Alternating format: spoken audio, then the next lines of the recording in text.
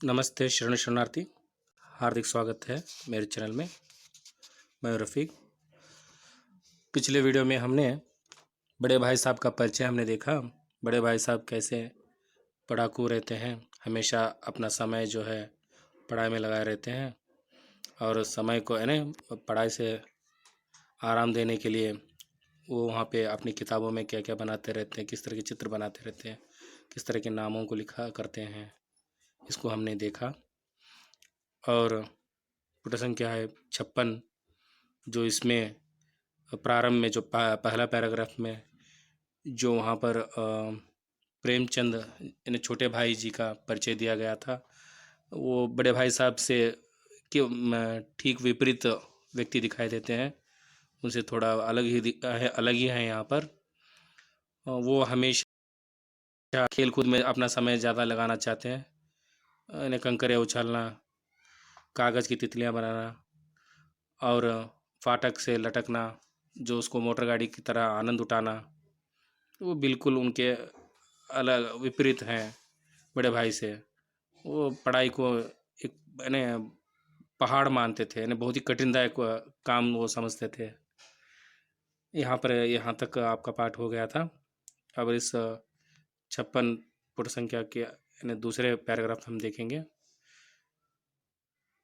ये मैंने online classes भी लिए थे, तो कुछ लोग वहाँ पे पार्टिसिपेट नहीं कर पाए और कुछ लोगों को बराबर से कम्युनिकेशन हो नहीं पाया, तो इसलिए मैं यहाँ पर फिर से वीडियो बना रहा हूँ। इस तरह अंग्रेजी पढ़ोगे तो ज़िंदगी भर पढ़ते रहोगे और एक हर्फ ना पाए आएगा। यानी इस पैराग्राफ में यहाँ पे ये बताने की कोशिश किया है कि लेखक जो है, कवि जो है, लेखक प्रेमचंद जब खेल कूद कर वापस जो हॉस्टल में वहाँ पर आते थे, तो भाई साहब वहाँ पे बहुत ही क्रोधित अवस्था में रहते थे, जो उनको बहुत ही लताड़ सुनाया करते थे। तो डांट टपट वो देते थे और नसीहतें दिया करते थे गुस्से में। तो यहाँ पर वो एक तरह का दिलासा या सलाह दे रहे हैं इस पैराग्राफ में, जो अंग्रेज़ी की जो कठिनाई यहाँ पर बताने की कोशिश कर रहे हैं। इस तरह अंग्रेज़ी पढ़ोगे तो ज़िंदगी भर पढ़ते रहोगे और एक हर्फ ना आएगा, एक अक्षर भी आप बराबर से पढ़ ना पाओगे। इस तरह से आप अध्ययन करोगे तो अंग्रेज़ी पढ़ना कोई हंसी खेल नहीं है कि जो चाहे पढ़ ले। नहीं, ऐरा गहरा नत्थु खेरा। ऐरा गहरा नत्थु खेरा का अर्थ होता है साधारण व्यक्ति जो उसके लायक नहीं है। सभी अंग्रेजी के विद्वान ही हो जाते, ऐसे पढ़ाई करोगे तो सब लोग विद्वान बन जाते। ऐसे मामूली सा इंसान वहाँ पे कोई विद्वान नहीं बनता है। यहाँ रात दिन आंखें फोड़नी पड़ती हैं। मैं रात दिन क्या करना पड़ता है? कड़ी मेहनत, यानी आंखें फोड़ना एक मुहावरा है यहाँ पर। आंखें फोड़ना मतलब बड़े ध्यान से उसको पढ़ना पड़ता है और खून जलाना पड़ता है। खून जलाना एक मुहावरा है। बहुत ही कष्ट उठाना पड़ता है। खून जलाना का अर्थ होता है बहुत ही कष्ट उठाना पड़ता है। तब कहीं यहाँ विद्या आती है और आती क्या है? हाँ कहने को आ जाती है। केवल ऐसे ही वहाँ पर विद्या वहाँ पे सीख क्या हमें नहीं मिलती है, जो सिर्फ हाँ कहने लायक हो जाता है। बड़े बड़े विद्वान भी शुद्ध अंग्रेजी नहीं लिख सकते, बोलना तो दूर रहा। यानी बड़े बड़े विद्वान जो हैं उन लोगों को बराबर से अंग्रेजी वो नहीं आती है उन लोगों को। और मैं कहता हूँ तुम कितने घोंगा हो कि मुझे देख कर भी सबक नहीं लेते।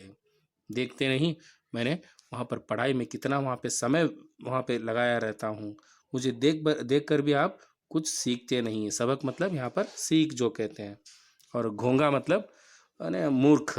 तुम कितने मूर्ख हो कि मुझे देखकर भी आप कुछ भी सीखते नहीं हैं, मुझसे कोई प्रेरणा लेते नहीं हो। मैं कितनी मेहनत करता हूँ, मैं कितना मेहनत करता हूँ, यह तुम अपनी आँखों से देखते हो। अगर नहीं देखते तो यह तुम्हारी आँखों का कसूर है। तुम नहीं देखते, ये तुम्हारे आँखों की गलती है, तुम्हारी बुद्धि का कसूर है। इतने मेले तमाशे होते हैं, मुझे तुमने कभी देखने जाते देखा है? रोज़ ही क्रिकेट और हॉकी मैच होते हैं, मैं पास नहीं फटकता, हमेशा पढ़ता रहता हूँ। उस पर भी एक एक दर्जे में दो दो 3-3 साल पढ़ा रहता हूँ। मुझे देखो यहाँ पर मैं हमेशा जो कितने वहाँ पे मेले होते हैं, तमाशे मतलब जो ड्रामा होते हैं, जो उसमें मैं कहीं देखा है मुझे वहाँ पे जाते हुए, और कितने सारे मैच होते हैं वहाँ पे खेल कूद या क्रिकेट या हॉकी के मैच होते हैं, कभी मैं वहाँ पे खेलते हुए आपको दिखाई दिया है? इस तरह की जो बात प्रश्न जो है अपने छोटे भाई को पूछ रहे हैं। हमेशा पढ़ता रहता हूँ, उस पर भी एक एक दर्जे में दो दो तीन यानी दो दो तीन तीन साल एक ही क्लास दर्जा यहाँ पे कक्षा जो है एक ही क्लास में वहाँ पर दो दो साल या तीन तीन साल तक वही क्लास पढ़ता रहता हूँ। इस तरह से मैं अपने पढ़ाई में मैं पूरी तरह से मग्न हो जाता हूँ। फिर भी तुम कैसे आशा करते हो कि तुम यूँ खेल कूद में वक्त गंवाकर पास हो जाओगे? मुझे तो दो दो ही 3 साल लगते हैं। तुम उम्र भर इसी दर्जे में पड़े सड़े सकते यानी सड़ते रहोगे। मुझे लगता है मैं यहाँ पे इतना साल में लगाकर वहाँ पे पढ़ाई में जो जी जान लगाकर 2 या 3 साल तक मैं वहाँ पर अपने कक्षा से मैं आगे पास होता जाता हूँ। लेकिन तुम शायद इस तरह खेलते रहोगे तो शायद आप है ना पूरे इसी कक्षा में आप पूरे साल है ना सड़ते रहोगे। पूरे उम्र भर आप सड़ते रहोगे इसी कक्षा में। इस तरह की बातें बड़े भाई ने अपने छोटे भाई को दिलासा दे रहे हैं। अगर तुम्हें इस तरह उम्र गंवानी है तो बेहतर है घर चले जाओ, है ना? वो हॉस्टल में रहते हैं, तो इस तरह से आपने वहाँ पर अपना समय व्यर्थ करना है तो बेहतर है आप घर जाने के लिए वो कहते हैं। वहाँ जाकर गुल्ली डंडा खेलो, दादा की गाड़ी कमाई के रुपयों को बर्बाद करते हो। यानी दादाजी की जो गाड़ी कमाई, ये मुहावरा है यहाँ पर। गाड़ी कमाई का अर्थ होता है मेहनत, मेहनत की कमाई। ऐसा उनके पैसों को बर्बाद मत करो, जाओ वहाँ पे जाकर आराम से गुल्ली डंडा खेलो, वो कहते हैं। अगला पैराग्राफ। मैं यहाँ लताड़ सुनकर आंसू बहाने लगता, जवाब ही जवाब ही है क्या था, अपराध तो मैंने किया, लताड़ कौन सहे। भाई साहब उपदेश की कला में निपुण थे, ऐसी ऐसी लगती बातें कहते, ऐसे ऐसे सूक्ति बाण चलाते कि मेरे जिगर के टुकड़े टुकड़े हो जाते।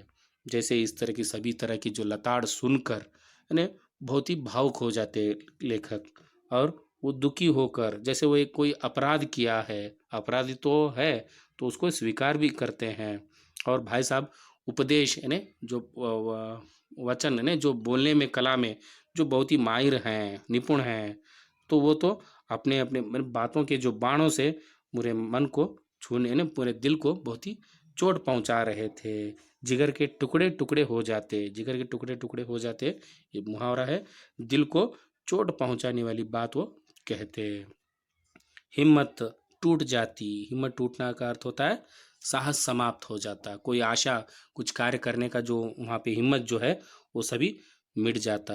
इस तरह जान तोड़कर इसका अर्थ होता है यहाँ पर मुहावरा है ये अधिक शक्ति लगाना। जान तोड़कर इसका अर्थ होता है अधिक शक्ति लगाना।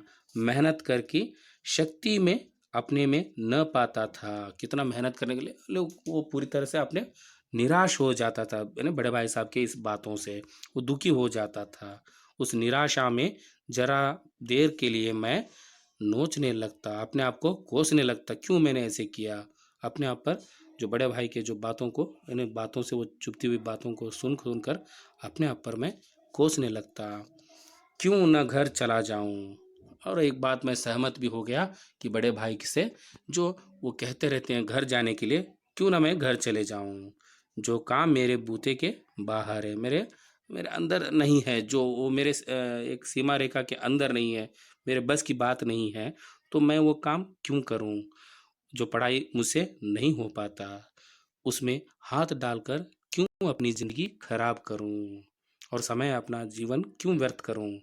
मुझे अपना मूर्ख रहना मंजूर था, लेकिन उतनी ही मेहनत से मुझे तो चक्कर आ जाता था। जो भाई साहब जो मेहनत करते हैं, दिन भर वो पढ़ाई करते रहते हैं, तो उस तरह मैं वहाँ पर पढ़ाई करूँगा तो मुझे चक्कर ही आ जाएंगे।